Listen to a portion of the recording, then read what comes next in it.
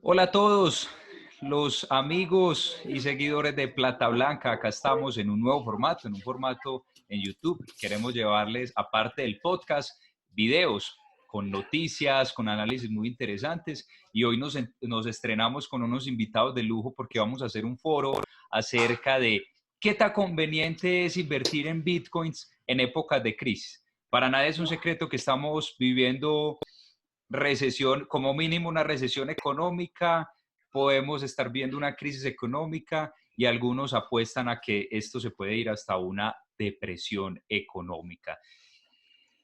La conclusión es que son tiempos difíciles, pero también son tiempos de oportunidades, porque hay personas que muy juiciosamente se han preparado para estas situaciones en las que muchos de los activos están a un buen precio para entrar, es decir, para empezar a invertir, para empezar a comprar diferentes activos.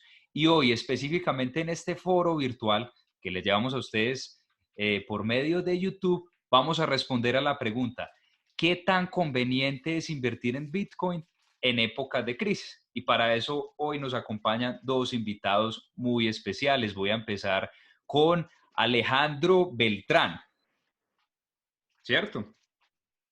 Alejandro Beltrán Torrado, Country Manager de Buda.com. Buda se creó en Chile, es un exchange de criptomonedas, es decir, un lugar en el que se compra y se vende criptomonedas. Criptomonedas, háblese de Bitcoin, Litecoin y cualquier, si me corriges ahí Alejandro, no sé si cualquiera o por lo menos las más populares y las más atractivas en el sector de las criptomonedas. Actualmente soportamos 4 criptomonedas, las mayores por capitalización de mercado en la distribución, pues obviamente Bitcoin, Ether, Bitcoin Cash y Litecoin. Muy bien, por acá tengo la hoja de vida de Alejandro, si me permiten.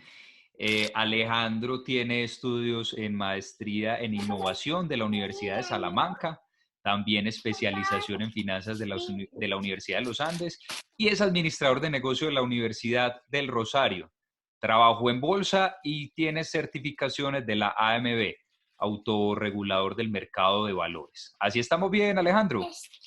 Pues ya hace mucho tiempo ya no actualizo las certificaciones, pero mi experiencia y la mayor experiencia que tuve fue trabajando para una comisionista llamada Corredores Asociados, actualmente Corredores de la Vivienda.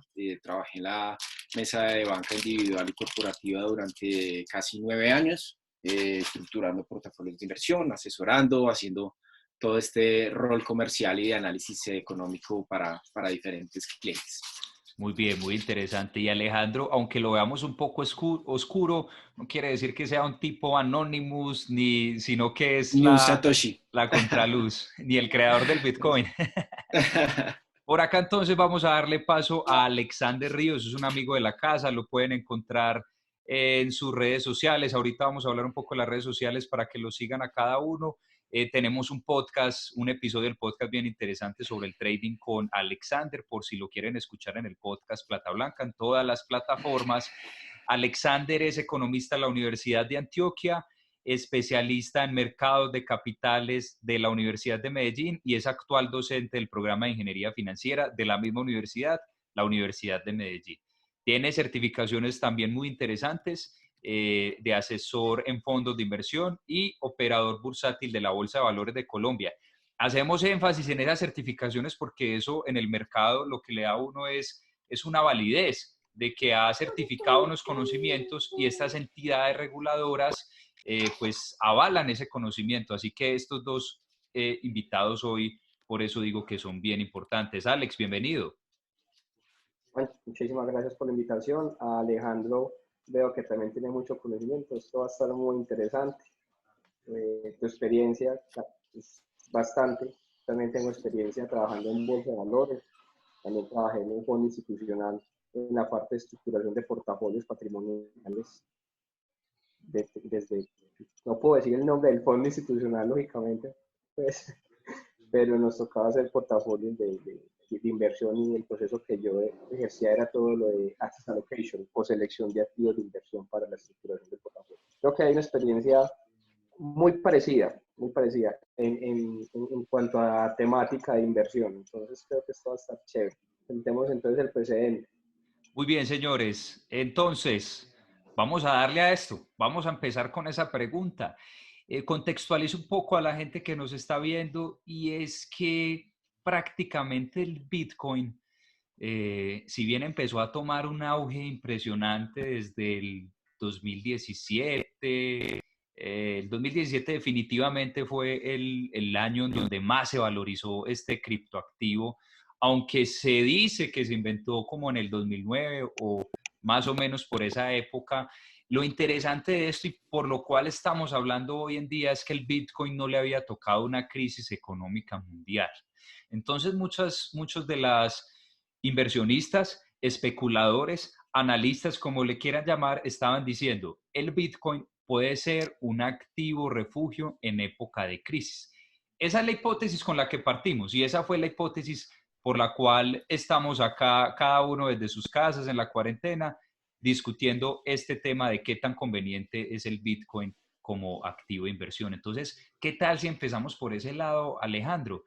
El Bitcoin, ¿cómo le fue con esa hipótesis? Es decir, ¿qué tan bien ha respondido a este tema de la crisis? Mientras las bolsas tuvieron un crash que no se veía hace 30 años, ¿qué pasó con el Bitcoin?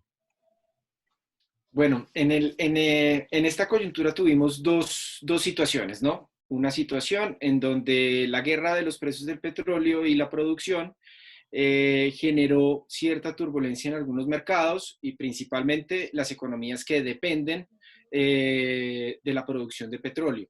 En el caso de Colombia no somos ajenos tampoco por ser un dependiente de la exportación de hidrocarburos. En este caso se presentó otra situación muy particular, no conocida antes, aparte de 1918 con la influencia en España, en donde no tenemos evidencia o estadística de que los mercados hayan sido caídos por esa consecuencia, pero asume uno que la muerte de más de 100 millones de personas en el mundo, más del 30% de la población a nivel mundial, tuvo que tener algún tipo de vínculo. Y no fuimos ajenos a la turbulencia o especulación que se dio en su momento cuando la OMS declaró como pandemia al coronavirus, ¿cierto? Entonces, en ese caso, los mercados, por casualidades, porque hemos visto que históricamente, digamos, y bajo estudios desde 2012 hasta 2018, los comportamientos o las correlaciones que se tienen entre los mercados financieros y Bitcoin o los resultados macroeconómicos de algunos países y Bitcoin, pues terminan teniendo una correlación negativa. Pero casualmente, el día en que declararon pandemia, cayeron todos los mercados e igualmente cayó Bitcoin. Cayó Bitcoin por una razón muy particular, y es que una de las plataformas de intercambio más grandes del mundo liquidó alrededor de 700 millones de dólares, que para Bitcoin esa liquidez termina siendo impactada de forma muy alta, cayendo en casi un 45% del valor total. Luego vuelve en pocos días a recuperar los niveles en los que está actualmente, que de hecho está entre 6.500, hoy está en 7.100 dólares. Y lo que está haciendo nuevamente es Sí. alejándose un poco de ese efecto correlacionado positivo que pasó durante la pandemia, y vemos que durante el mes de marzo y el mes de abril, a diferencia de lo que pasó con el auge de 2017, llevamos un volumen transaccional no visto antes en la historia de Bitcoin. Y pues obviamente hemos visto un activo un poco más maduro con respecto a lo que se ha venido viendo en los años anteriores. Por ende, digamos, la respuesta a si es un activo de refugio sigue siendo muy precipitada. Es un activo que todavía no tiene la liquidez de instrumentos financieros como la renta fija u otro tipo de activos, pero sí vemos que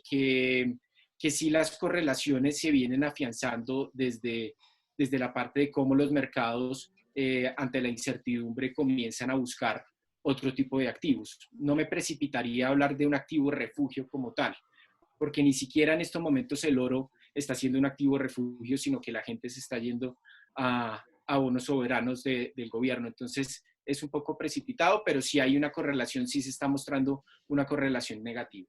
Sí, lo que te iba a preguntar, Alejandro, antes de darle paso a Alexander, es si nos puedes decir cuál es el nombre de ese fondo que vendió y por qué vendió.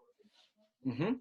BitMEX, el fondo, digamos, la plataforma de intercambio fue BitMEX. Sí, Digamos, muchas de las posiciones o causa de las posiciones que se liquidaron por ese lado fue porque los derivados que están operando en diferentes mercados, derivados, llámese Bolsa de Valores de Chicago, Bolsa de Futuros de Chicago, y pues entre otros productos de margin trading que tienen algunas plataformas de intercambio, tuvieron que liquidar como consecuencia de esa turbulencia. Recuerden ya. que para mantener una posición apalancada en inversión, pues requieres de unas garantías, y en la medida en que va variando su precio, esas garantías se tienen que ajustar.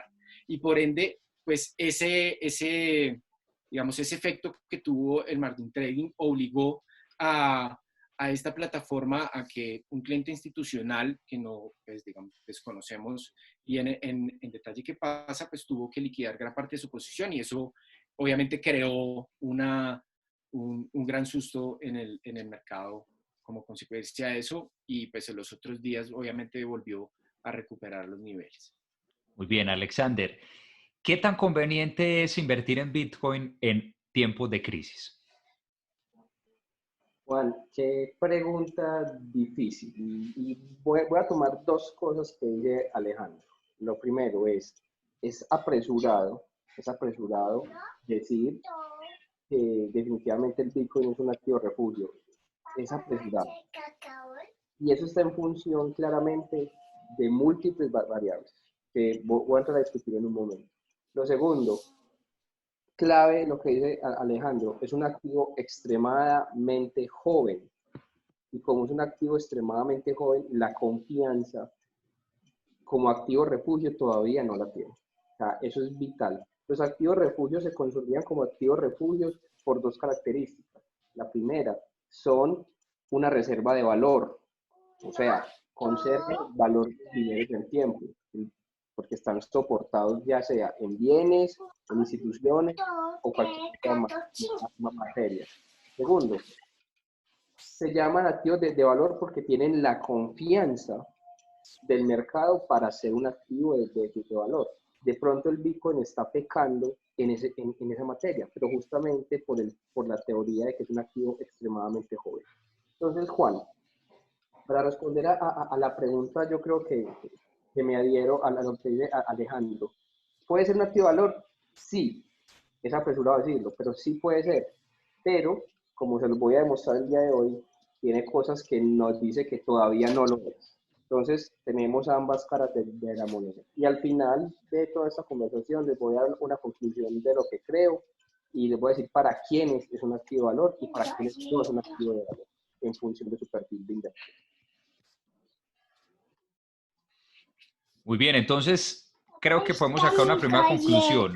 El Bitcoin no es un activo refugio, así como algunas personas, sobre todo en Forbes, que hay columnistas que cubren el tema de las criptomonedas, específicamente del Bitcoin, y que habían propuesto estas hipótesis desde diciembre, que pudiera ser un activo de valor en el que, un activo refugio, perdón, en el que los inversionistas nerviosos vendieran en las bolsas y se metieran al Bitcoin porque subiría a pesar de que los otros mercados estuvieran bajando. Entonces creo Tú, que podemos, sí, yo ahí tengo una observación con respecto a la apreciación que hace Alexander. Lo primero es partir de la base de cuál es el concepto de dinero basado en las tres premisas. Es decir, las tres premisas de ser un acuerdo social de intercambio, tener las funciones de unidad de cuenta y funcionar como reserva de valor. Exactamente. Bitcoin, la primera transacción de Bitcoin salió a 10 centavos de dólar. Hoy en día estamos hablando de $7,100, llegando a unas volatilidades supremamente altas, como lo que pasó cuando el oro se integró como commodity en la bolsa de futuros de Chicago, teniendo unas volatilidades supremamente altas y logrando una liquidez periódica a medida en que iba ganando terreno en el mercado. Entonces, basado en eso, Bitcoin, dentro de las características de dinero, sí cumple las funciones de reserva de valor. más allá de que su activo esté en, digamos, en maduración. Estamos hablando que el dinero lleva miles de años, de las bolsas de valores llevan más de 600 años, y hay activos evidentemente mucho más líquidos. Evidentemente sí genera algunas funciones sobre reserva de valor. Sin embargo, para los mercados tradicionales y cómo funcionan en efecto, los activos refugio son activos que se caracterizan o por su baja volatilidad, teniendo en cuenta la confianza, o porque su respaldo alrededor del sistema le permite afianzarse con un esquema de seguridad. Un poco lo que pasa es, oiga, el bono más seguro es el bono de los Estados Unidos, porque Estados Unidos es el mejor pagador, es la economía más grande y representa el 30% de la economía a nivel mundial. Voy a refugiarme en eso porque sé que me van a pagar y que independientemente de la rentabilidad, que es cero, pues obviamente voy a guardar mi dinero, ¿cierto? Entonces, ante esos activos, pues hay que hacer el comparativo de que efectivamente sí es una reserva de valor, tiene reservas de valor, pero discute un poco alrededor de si la volatilidad que está sufriendo al ser un activo que todavía tiene un proceso de maduración, da esas características directamente. Pero sustento la base en que el dinero es producto del deseo de los individuos, por ende el dinero no está respaldado en nada, ¿cierto? El dinero goza de la confianza de su uso, por eso se llama dinero fiduciario. Entonces, en ese contexto yo lo veo más y mi contexto no va a que el activo refugio no cumpla con las características de reserva de valor, sino que en la liquidez con respecto a los activos tradicionales puede que todavía no tenga esos elementos para catalogarse como un activo refugio. Yo creo que eso apoya lo que digo. Es una reserva de valor, pero no para todos. No para todos. Eso está en función, y lo voy a intentar demostrar el día de hoy, está en función del perfil de riesgo. Lo que dice Alejandro es muy cierto. El valor es un tema muy subjetivo, es altamente subjetivo y definido desde la Escuela Austríaca de Economía y definido desde la economía occidental. El valor es un tema netamente conceptual y el valor se lo da a cada persona, a cada uso, pues, perdón, a cada activo. Eso nos lleva pues, al antiguo cuestionamiento que es muy básico, que es decir, que cuánto vale una barra de oro en mitad del Sahara, tú muriéndote de sed, o cuánto vale una botella de agua en el Sahara, tú muriéndote de sed. Pues claramente tú cambiarías un lingote de oro por la botella de agua. Estoy completamente seguro que aquí todos tenemos la misma concepción. Y eso es un ejemplo clásico que nos indica que el valor está en función de múltiples cosas, como el momento, la coyuntura y, por supuesto, si estamos hablando del mercado financiero, del perfil de riesgo. Yo soy partidario de que uno no puede ser dogmático en el tema de inversiones. Uno no puede decir sí o no. Yo creo más hacia el eclecticismo en el tema de inversión. Y creo que encontrar el punto donde sí es valor y no es valor de reserva va a ser muy importante. Y reitero, está en función del perfil de cada uno.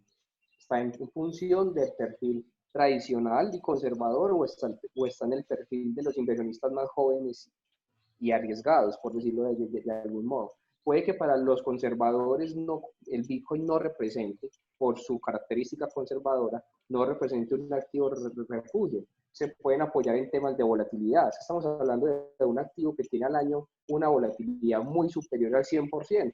Históricamente, hubo 2 años seguidos donde se valorizó más de 100% y en un solo año retrocedió el 85%. Por aquí tengo las dos gráficas. A lo que intento llegar es, para los más conservadores, esa volatilidad no representa un activo de refugio, pero para las personas que tienen un perfil por el apetito al riesgo, me parece que puede considerarse un activo de refugio, porque desde el 2015 a hoy, este activo ha subido un 3000%. O sea, el que invirtió en el 2015 a hoy se ha ganado un 3000%. Inclusive años anteriores pudo haber sido una rentabilidad del 10.000%, pero pues entendemos que la volatilidad. Pero quien metió un peso hoy, perdón, quien metió un peso en el 2015, hoy tiene 300 pesos. O sea, es una cosa que está asociado más al perfil de riesgo a decir si es o no es determinísticamente. No sé si me hago entender. Vamos a pasar de ese tema del activo refugio y vamos a hablar sobre todo porque seguramente mucha gente que nos ve en YouTube se está cuestionando sobre, hombre, ¿será que invierto? ¿Será que no invierto? ¿Será este un buen año mientras que las bolsas tuvieron la caída, pero pueden tener ese rebote que ya lo están teniendo? ¿Cuáles son esos argumentos de inversión para la gente que nos ve en YouTube, en el canal de Plata Blanca? ¿Qué le puede decir Alejandro a los escépticos del Bitcoin? Bueno, decirles no mucho. La verdad es, Bitcoin es una respuesta a algo que la teoría económica tradicional, ni la teoría neoclásica, ni la marxista, ni la keynesiana tuvieron en cuenta, y es toda la economía producida por el fenómeno de Internet.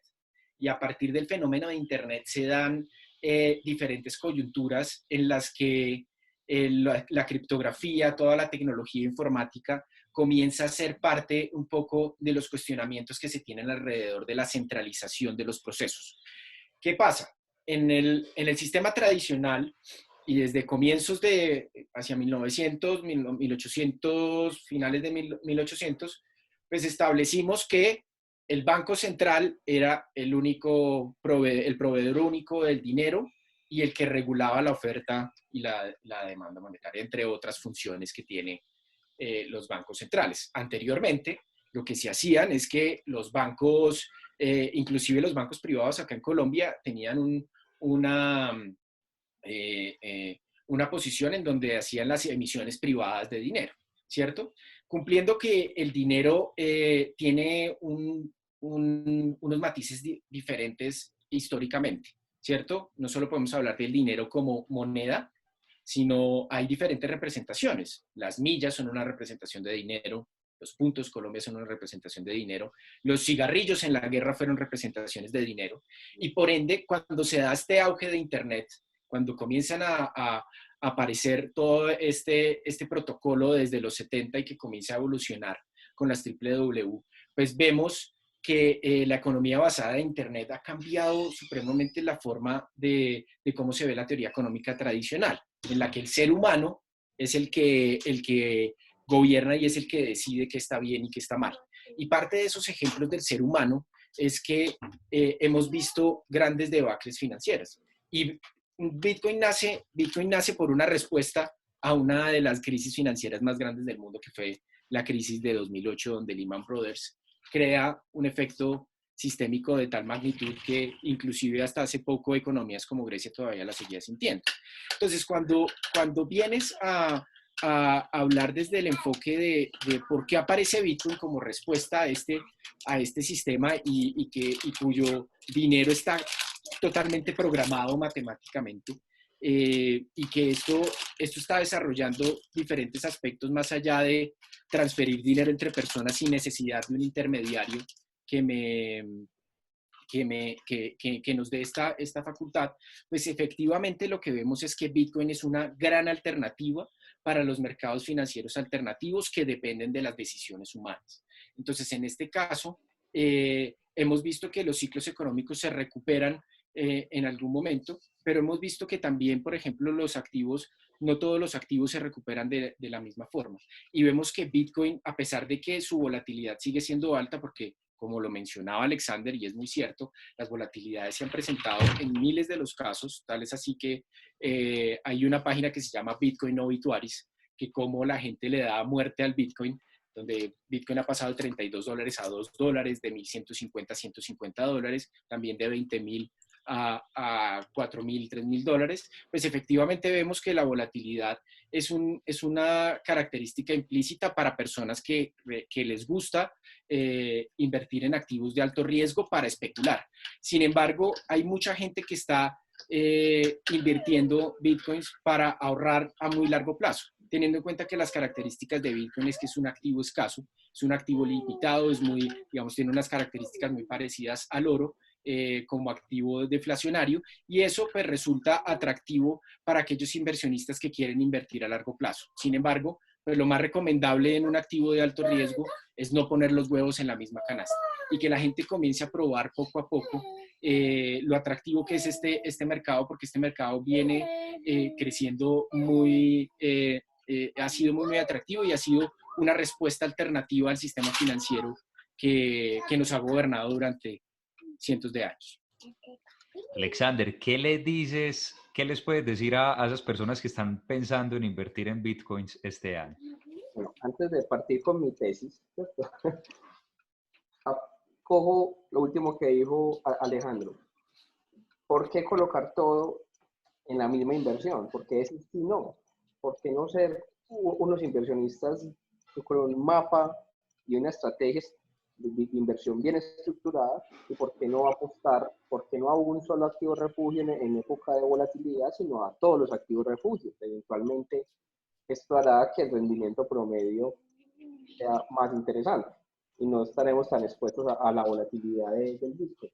En el 2016 tuve la oportunidad de escribir para el periódico La República un artículo muy semejante a esta conversación y me causó un shock mental porque en el 2016 estaba muy cerrado, muy hermético respecto a si el Bitcoin era o no una inversión de largo plazo. Yo hoy por hoy no la considero una inversión de valor, por lo menos no para mí, pero por lo menos ya uso la palabra inversión.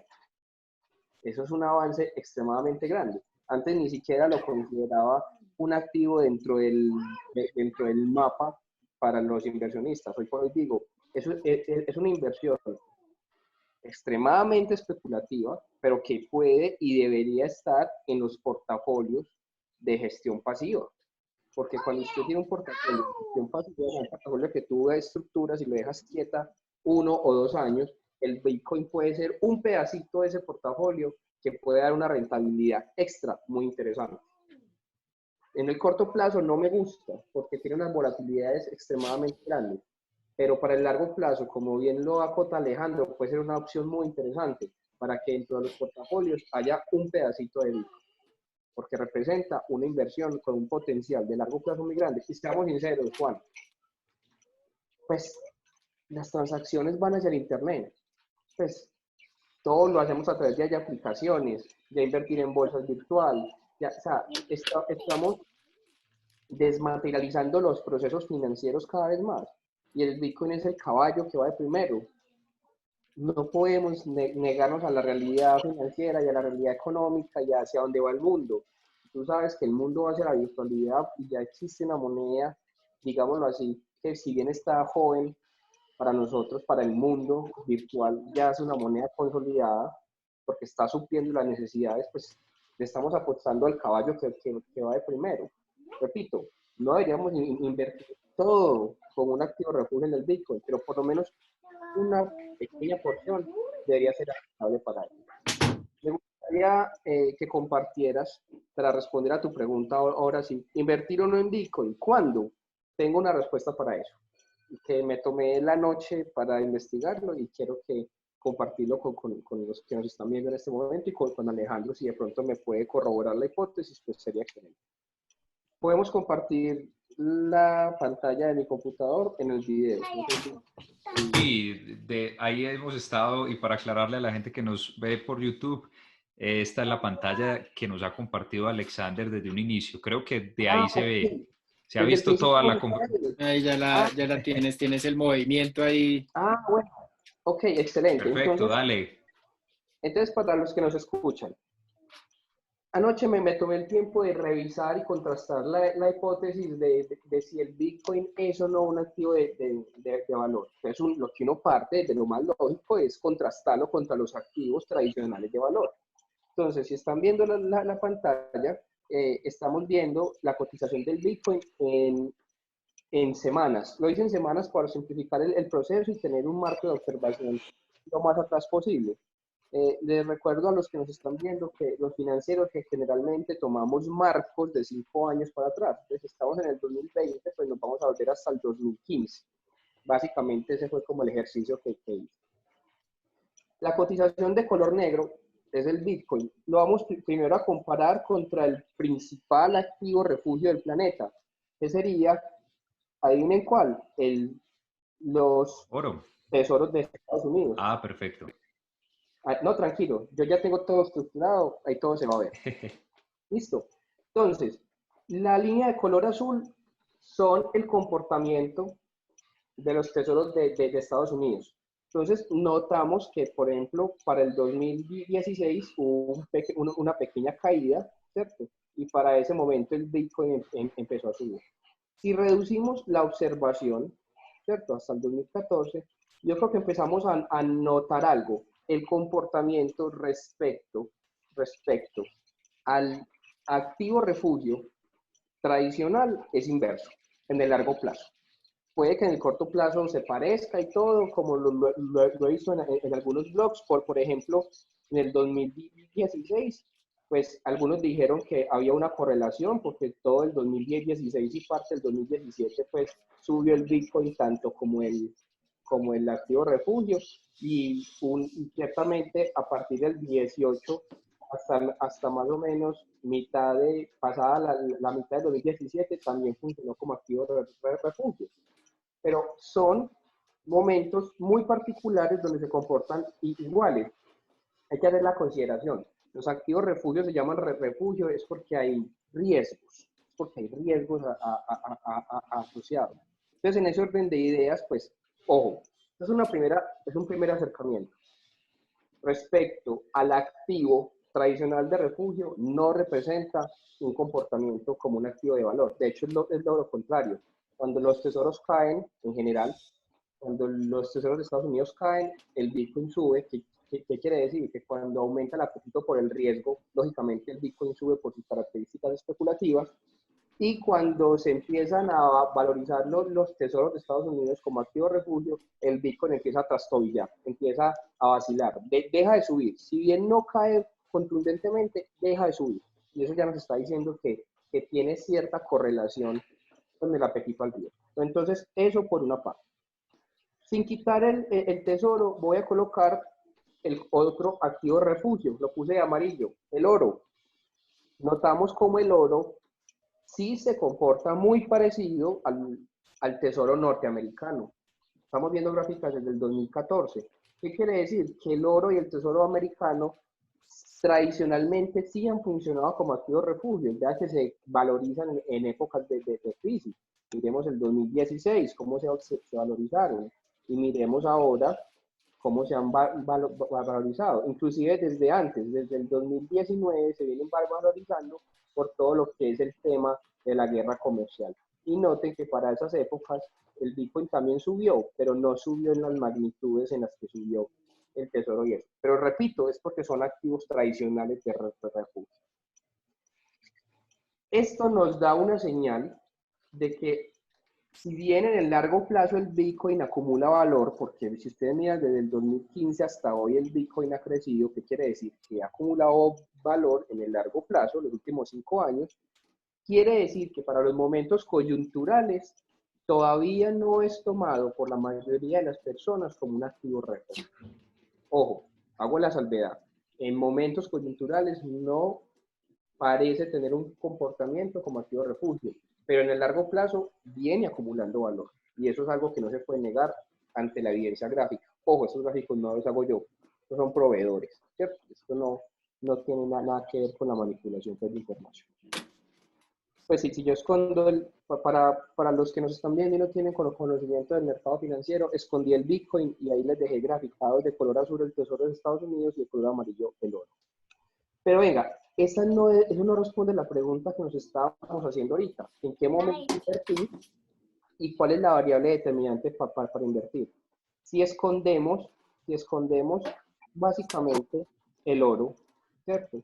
Y escondemos los tesoros, escondamos esto y escondamos esto. Vamos a hacer una comparación bien interesante, Juan, y te vas a dar cuenta. Para los que nos ven, esto que acabo de graficar de color verde se llama el dólar index. Yo sé que Alejo lo debe conocer perfectamente porque como inversionista profesional que es, sabe que el dólar index nos muestra alrededor del mundo cuál es la fortaleza del dólar.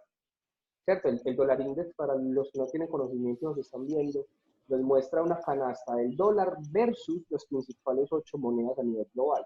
y eso nos dice qué tan fuerte o qué tan débil está el dólar a nivel global. Notamos aquí una correlación completa, casi que completamente inversa. Cuando el dólar se pone costoso, los movimientos del Bitcoin no son tan acelerados. Pero cuando el dólar se pone barato, cuando el dólar se debilita a nivel global, hay un apetito por el riesgo y automáticamente el Bitcoin tiene las subidas más interesantes que ha tenido en toda su historia. Si hacemos un zoom, al día de hoy, el dólar index viene subiendo y el Bitcoin viene bajando. Y de hecho, en general, si hacemos esto, vean que desde que el dólar index viene subiendo, el Bitcoin no ha dejado de caer. No ha caído tanto, pero no ha dejado de caer. Entonces, en ese orden de ideas, esto nos da una señal aún más interesante. El Bitcoin sigue siendo un activo que sufre de apetito por el riesgo. Sigue siendo un activo que gusta de riesgo y que los inversionistas que gustan del riesgo se tiran hacia él cuando el dólar está barato. La principal moneda en la que circula el Bitcoin es el dólar. Por tanto, si el dólar se pone muy costoso a nivel global, pues la demanda de Bitcoin caerá lógicamente porque va a ser más costoso ir a comprar dólares para intercambiarlos por Bitcoin, porque toca hacer la triangulación. Me corrige Alejo si no es así. O sea, yo ahí me parece que en momentos en donde el Bitcoin no tiene fundamentales en los cuales puedan influir perdón, dentro de su movimiento, efectivamente sí hay una correlación entre monedas, pero hay que tener en cuenta los elementos fundamentales. Efectivamente estamos haciendo un análisis técnico sobre correlaciones, pero hay elementos de Bitcoin que, como cualquier activo, como cualquier instrumento financiero, tiene sus propios drivers o sus propios elementos por los cuales se pueden guiar. Digamos, por ejemplo, en el caso de Ecopetrol, su principal driver son los precios del petróleo, porque de ahí dependerá tanto su producción, sus ingresos operacionales y su utilidad, ¿cierto? En el caso de Bitcoin es la tecnología subyacente y el protocolo por el cual fue desarrollado. Hay un proceso que se llama el halving. No sé si alguno lo ha oído. El halving, el protocolo de Bitcoin funciona a través de la minería de datos, es decir, poner capacidad o disposición de cómputo a disposición de la red para primero hacer de esta red un poco más segura y segundo, pues establecer el sistema de recompensas. El Bitcoin nació con un sistema de recompensas de 150 Bitcoins por bloque minado. Cada bloque se mina cada 10 minutos, ¿cierto? Y esa recompensa se va disminuyendo cada 210,000 bloques minados. Entonces, ya llevamos varios ciclos y hoy en día la recompensa para un minero o para la persona que pone a disposición procesamiento en la red es de 12.5 bitcoins por bloque minado. Pasamos de 150 a 12.5. Y hoy en día se va a presentar para el mes de mayo, se va a presentar el próximo halving. Se van a cumplir los otros 210,000 bloques que van a desincentivar la recompensa o van a reducir la recompensa a 6.5 bitcoins por bloque minado. ¿Eso qué representa? En el fundamental, representa que va a haber mucha más competencia en la minería por procesar bitcoins. Eso va a generar un elemento mayor de escasez y genera una proyección, o se asume en la proyección, porque el fundamental igualmente, al igual que el técnico, no son exactos, pero lo que se asume en eso es que a medida que hay más escasos, hay más participación de minería, hace más seguro el protocolo y por ende su precio podría tender al alza.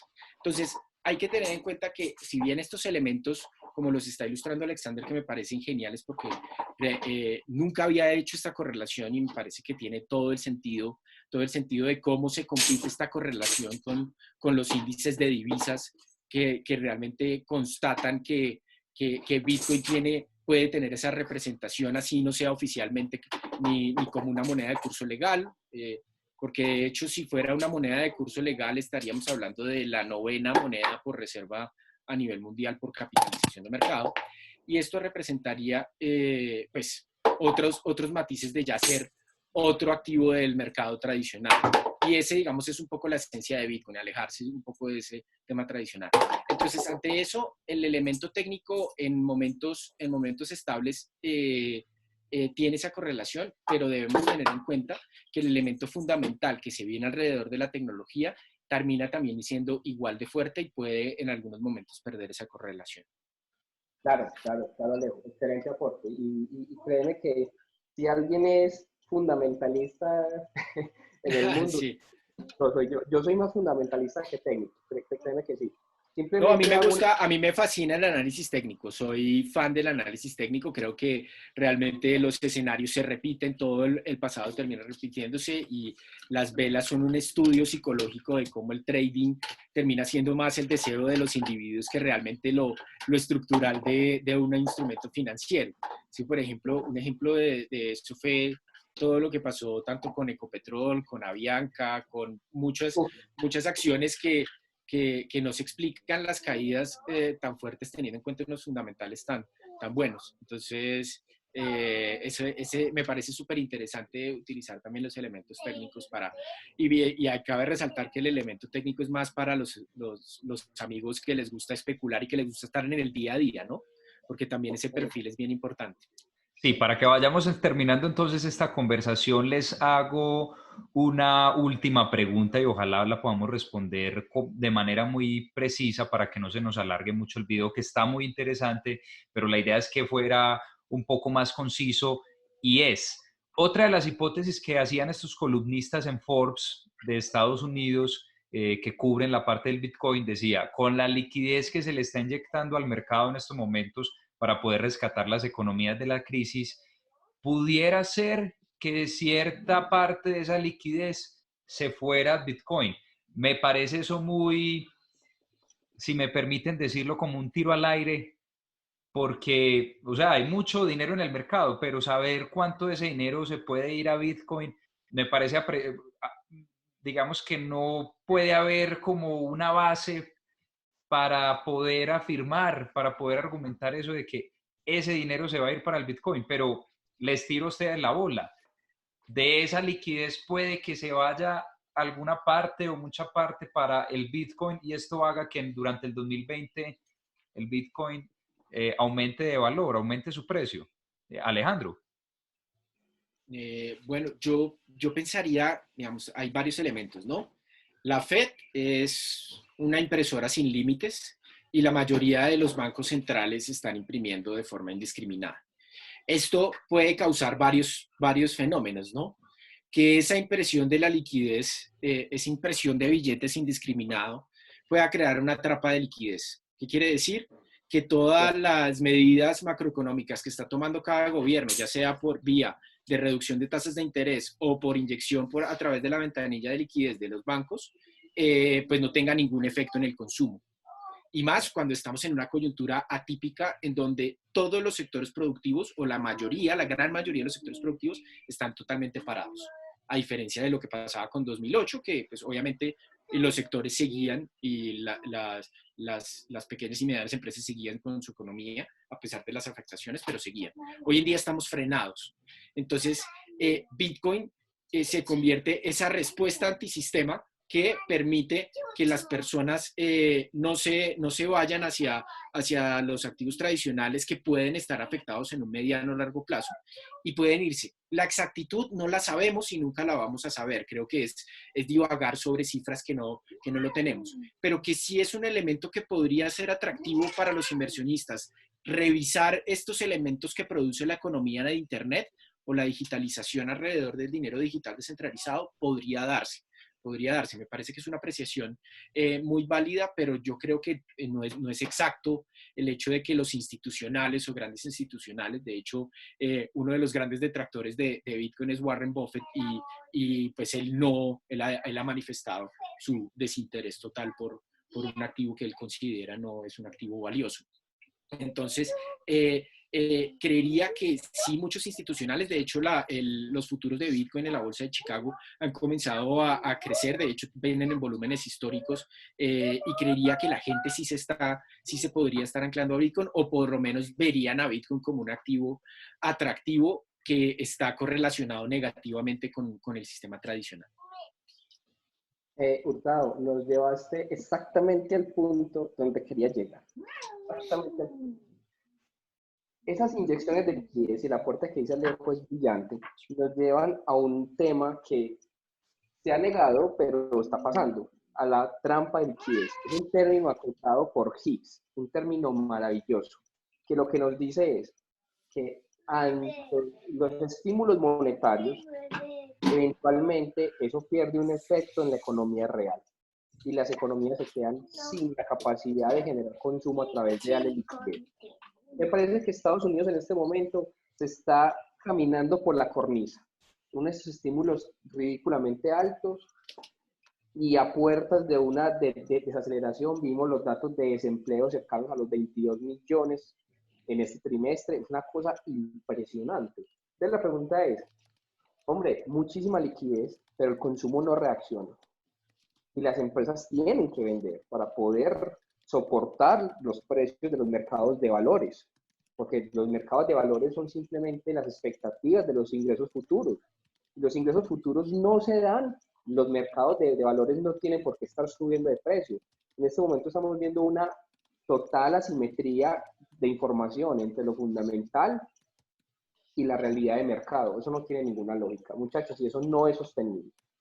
Eventualmente Estados Unidos se va a ir a una recesión. Y eso nos lleva a donde estábamos aquí en la gráfica.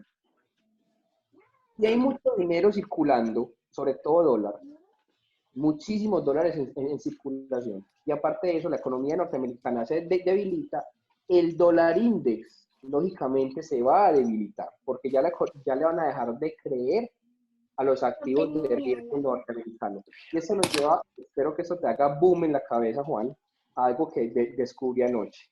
Pasa y acontece que cuando el dólar voy a quitar el Bitcoin, quitémoslo. Cuando el dólar se debilita, pasa este proceso.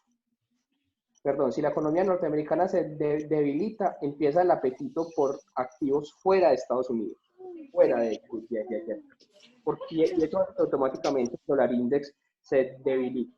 Lo acabé de mencionar, cuando el dólar index se debilita, aparece un apetito por el Bitcoin, ¿cierto?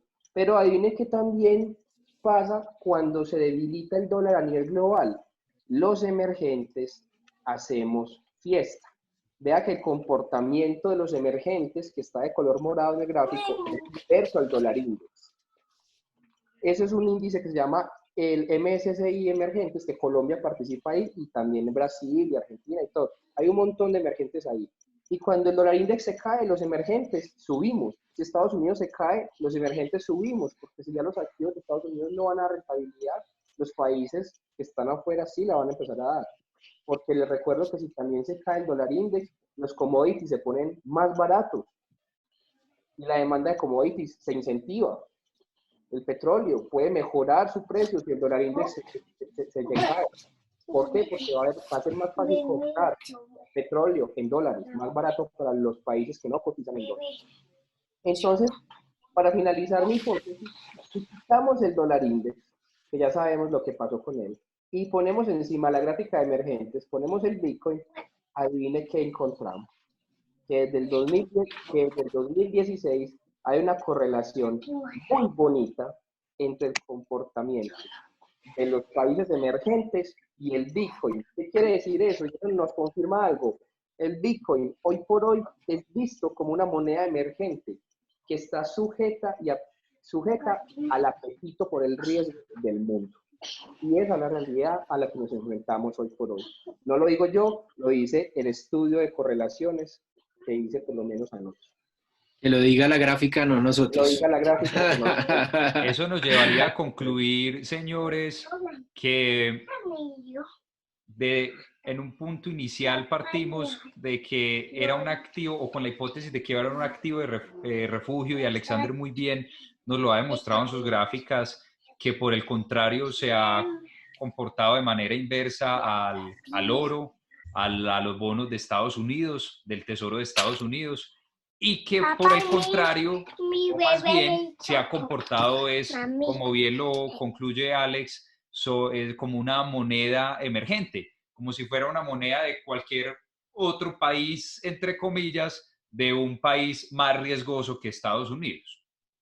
Pero Juan, quiero hacer una salvedad y con esto termino mi intervención. Si bien les he intentado demostrar que el Bitcoin sigue siendo una moneda incentivada por el apetito por el riesgo, hay que reconocer que en el largo plazo acumula valor. Entonces mi conclusión final es un activo de valor, es un activo refugio para las personas que tienen la capacidad de invertir en el largo plazo, porque los activos de valor se caracterizan por acumular valor en el largo plazo y el Bitcoin cumple con esa característica. Pero si es una persona que únicamente empieza a invertir en el corto plazo, no constituye un activo refugio, porque puede sorprender con la volatilidad a la baja que puede tener en el corto plazo. Entonces, determinar si es o no un activo de valor está asociado explícitamente al perfil de riesgo de cada inversionista. Con eso concluyo mi intervención. Ahí está. ¿Con qué podemos concluir, Alejandro? De tu parte. Alejo, si estás hablando, tenés el micrófono cerrado. ¿Aló? Perdón, disculpen acá que tenía el micrófono cerrado. Yo creo que las conclusiones de Alexander son muy claras.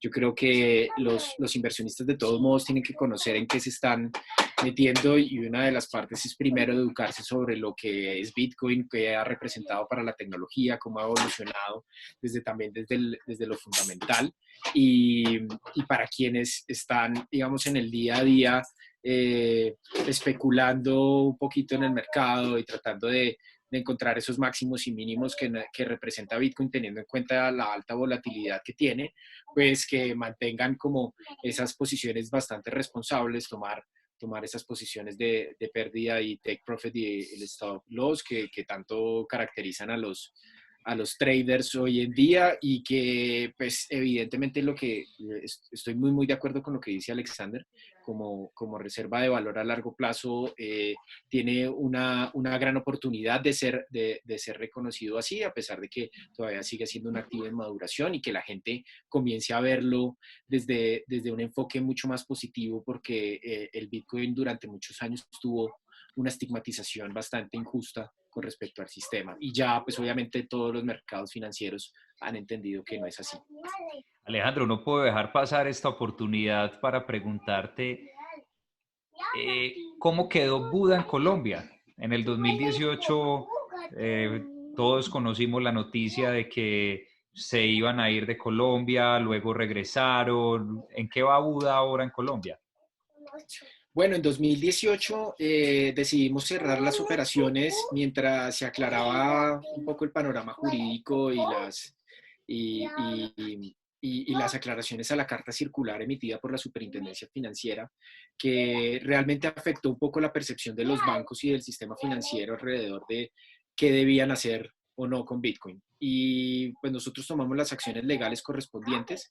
En eso también aclaramos todos los mecanismos, pues incluimos todos los mecanismos legales para poder dar claridad que el supervisor financiero no puede prohibir el Bitcoin. Si bien es un activo no regulado, pues partimos por el principio de legalidad de que todo lo que no está prohibido está expresamente permitido. Y eso nos ha llevado a que durante 2019 continuemos con los esfuerzos de continuar con esta operación. Reabrimos en junio, volvimos a tener algunos inconvenientes, pero hoy en día Buda en Colombia, Buda.com en Colombia está activo con todos los canales transaccionales de abonos y retiros para que la gente pueda acceder a un mercado con liquidez, un sistema electrónico de negociación que les permita tomar decisiones a ellos si quieren comprar o vender. Y por fortuna, pues hemos recibido el apoyo de algunas instituciones y pues seguimos en la discusión, ¿no? O sea, todavía esto no se ha acabado, pero creemos que Colombia es una gran apuesta, es un mercado grande, es un mercado que solo en las plataformas peer-to-peer se están transando más de 10.000 millones de pesos semanales, entonces eso da a decir que Colombia realmente tenemos una apuesta que no solo es comercial, ¿no?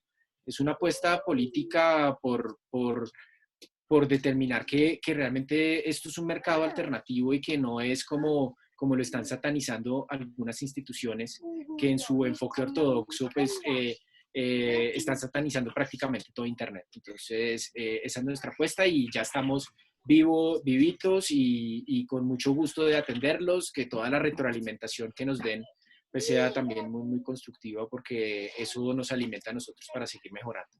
Y tienen las cuentas bancarias funcionando, es decir, la otra vez les habían congelado y por eso habían salido de Colombia. ¿Hoy en qué está eso? Sí, no, nos han cerrado muchas puertas, de hecho no nos abrieron todas las puertas porque finalmente la discrecionalidad está alrededor de las entidades, lo cual es un poco triste que el banco, una cuenta bancaria siendo un servicio público tenga discrecionalidad, ¿no? Pero sí, hemos hablado con otras instituciones financieras y con fintechs. Nos aliamos con Tepaga, que es una billetera de pagos digitales. Hicimos un convenio para que la gente pueda abonar y retirar a partir de eso. Tenemos abonos automáticos 24/7. Tenemos los retiros pues, en días hábiles, de acuerdo con el ciclo bancario. Y pues ya ahorita activos para que si tienen curiosidad, invito también a Alexander y a Juan a que chismoseen un poquito de nuestra plataforma y vean Eso voy a hacer. un poco de lo que estamos Pensando haciendo. justamente en este momento, Alejo, Sí, justamente. De ahorita hecho, si pues me puedes hablar estamos... por teléfono, te lo agradezco mucho. Bueno, ahorita les comparto ahí como para finalizar rápidamente, qué pena Juan ahí tomarte tanto tiempo, pero Tranquilo. pues entendiendo un poco que las operaciones de Bitcoin requieren de un gasto energético bastante grande, pero pues que ese gasto energético se transforma en la seguridad que tiene la red, que es la red más segura jamás creada, pues hemos desarrollado un sistema que permite compensar la huella de carbono producto de este gasto energético. Entonces, todos los retiros que se hagan en Bitcoin, pues la gente va a poder donar a fundaciones que están contribuyendo al tema del cambio climático, y eso pues nos satisface un montón porque es poner nuestra huella de carbono y poner ese granito de arena para ser una empresa con sustentabilidad y con sostenibilidad ambiental. Entonces, aprovecho pues para dar esa cuñita a todos y que nos vean. Bueno, Alejandro, CEO de Buda en Colombia, country manager de Buda.com en Colombia, el exchange de criptomonedas más grande de Sudamérica, y Alexander Ríos Posada, el consultor financiero, docente de clases financieras y creador de Estratégica Consultoría. Pues les agradecemos mucho por haber estado acá. Ojalá todas esas personas que nos están viendo en YouTube pues hayan solucionado sus dudas y hayan tomado algunos argumentos para su portafolio de inversión, se queden con su propio criterio. Acá nadie tiene la última palabra, simplemente cada punto de vista está dando sus opiniones con sus respectivos argumentos. Entonces esperamos que este canal, con este primer video del canal de Plata Blanca, les haya gustado. A Alejandro y a Alexander, nuevamente, muchas gracias por confiar en nosotros, porque estamos haciendo un experimento técnico acá. Ojalá nos vaya muy bien y que este video lo puedan ver muchas personas en YouTube a través del tiempo. Recuerden entonces suscribirse al canal de Plata Blanca en YouTube, que seguramente les seguiremos trayendo muy buen contenido de análisis, de noticias, de actualidad financiera, para que usted se pueda empoderar un poco más en este fascinante mundo de la economía y, pues, como nos lo muestra Alejandro, de un nuevo mundo también, de una economía, podría decirse, alternativa, o una economía digital, economía que sin duda cada vez está tomando mayor terreno y más confianza en los mercados financieros. Entonces, señores, no, muchas gracias por su tiempo, que estén muy bien. Un Bueno, abrazo. Juan, muchísimas gracias. Alejandro, qué verdadero gusto conversar con vos. En serio que Lo sí. mismo, Alexander, un gran gusto y demasiado buena tus análisis. Un abrazo a Juan y espero que les vaya muy bien en estos ensayos y espero volver a verlos nuevamente. Muchas gracias. Chao, hasta luego. Chao.